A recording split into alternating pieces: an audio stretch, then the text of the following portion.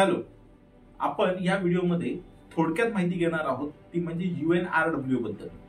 कारण या संस्थेचा आता करंट मध्ये संदर्भ आहे, त्यामुळे तो पेपरच्या दृष्टिकोनातून सुद्धा महत्त्वाचा आहे. UNRW चा फुल फॉर्म आहे United nations relief and work agency. हे रिलीफ अँड वर्क एजन्सी म्हणजे 1949 ला पॅलेस्टाईन युद्धाच्या दरम्यान ही युनायटेड नेशननी तयार केली होती. कारण ह्या युद्धांमुळे जे पॅलेस्टाईन जे रेफ्युजीज झाले त्यांना मदतीसाठी, त्यांच्या रिलीफसाठी म्हणून ही एजन्सी ओपन झाली होती 1949 ला आणि ही तयार केली होती युनायटेड नेशननी. हिचं हेडक्वार्टर पण गाझा स्ट्रीप मध्ये आहे आणि तुम्हाला ही गाझा स्ट्रीप म्हणजे नेमकं काय हे तुम्हाला मागच्या काही व्हिडिओज मध्ये तुम्हाला कळलं असेल.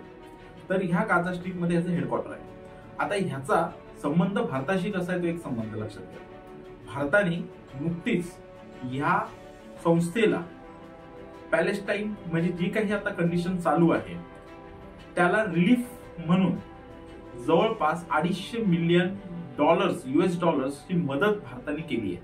ही ह्युमॅनिटेरियन एड आपण दिलेली आहे आणि भारताने हेही सांगितलंय की ह्याच्या पुढे काही दिवस तरी आम्ही वर्षाला जवळपास $5 मिलियन US डॉलर्स एवढी रिलीफ आपण भारतातर्फे पॅलेस्टाईन मधल्या जे त्याचे काय म्हणू आपण त्याला एक निर्वासित लोक असतात त्याला इंग्लिश मध्ये आपण म्हणतो रेफ्युजीज.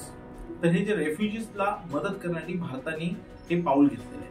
भारताने आतापर्यंत जगामध्ये कुठल्याही मोठ्या युद्धांना कधीही सपोर्ट केलेला नाही आणि भारत स्वातंत्र्य झाल्यापासून ते आतापर्यंतच्या इंडियाच्या फॉरेन पॉलिसीमध्ये नेहमी हे उद्दिष्ट राहिलेलं आहे की आपण कुठल्याही युद्धांना सपोर्ट करत नाही, आपण चर्चेवरती जास्त विश्वास ठेवतो.